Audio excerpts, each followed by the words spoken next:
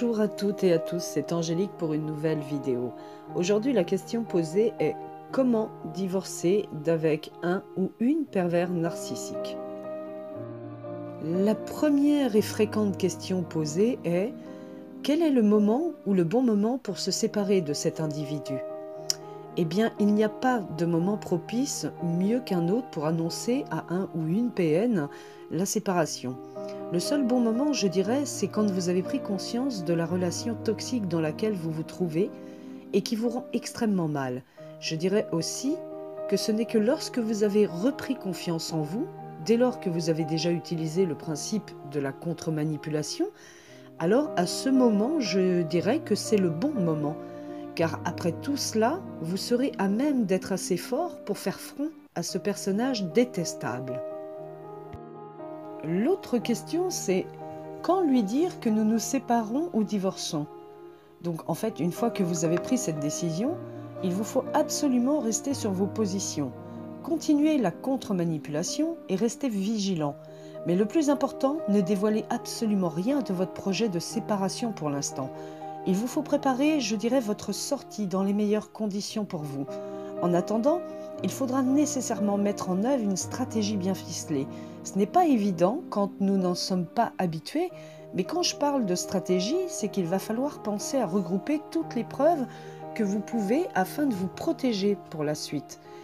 Comme je l'ai expliqué dans les précédentes vidéos, les preuves, ça peut être des enregistrements et tout autre document, tout comme des certificats médicaux s'il y a eu violence physique et ou même tout autre certificat concernant votre santé, voire celle de vos enfants si vous en avez. Toutes ces choses peuvent être très utiles pour la suite et font donc office de preuve. Tout comme n'oubliez pas les attestations de personnes de confiance dans votre entourage qui peuvent être très utiles, voire même nécessaires. Et dernier point bien sûr, la recherche et les rendez-vous avec un avocat. Par contre, concernant le sujet des personnes de confiance, vous avez juste à faire attention aux complices du ou de l'APN, ou alors je parlerai aussi de personnes lâches. Mais pour cela, je ferai prochainement une vidéo sur les complices. Concernant la procédure pour le divorce, il faut savoir que pour les avocats des victimes, prouver les violences psychologiques est un long chemin à parcourir. Pourtant, la loi du 9 juillet 2010 condamne clairement ce type de violence, mais elle reste malheureusement rarement appliquée. Pour cela, il est fortement recommandé d'avoir un avocat en droit de la famille et un avocat qui connaîtrait ce sujet. Il n'existe pas d'avocat spécialisé pervers narcissique. Alors entre guillemets, je dirais quel dommage, il serait peut-être temps d'y penser. Je vous dirais qu'il ne faut pas attendre que la justice qualifie cet énergumène comme pervers narcissique. Par conséquent, la procédure portera surtout sur la garde des enfants, du partage des biens et de faire éventuellement cesser, s'il y a, les harcèlements avérés et de prononcer le divorce. Je fais une légère parenthèse sur le sujet de l'infidélité du ou de l'APN qui est très connu aussi. Donc si vous savez et avez des doutes là-dessus, n'hésitez pas à vous faire détective.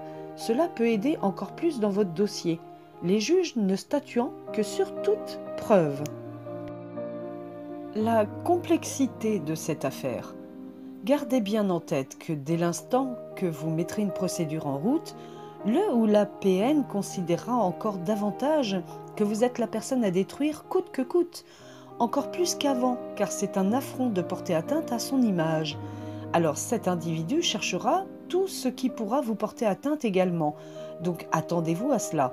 Mais surtout, comme vous avez repris confiance en vous, que vous avez pris bien soin de monter un dossier comme précisé plus haut, je vous dirais ne lâchez rien, ne lâchez pas prise. Et dites-vous simplement que maintenant, c'est œil pour œil et dent pour dent. Votre survie en dépend.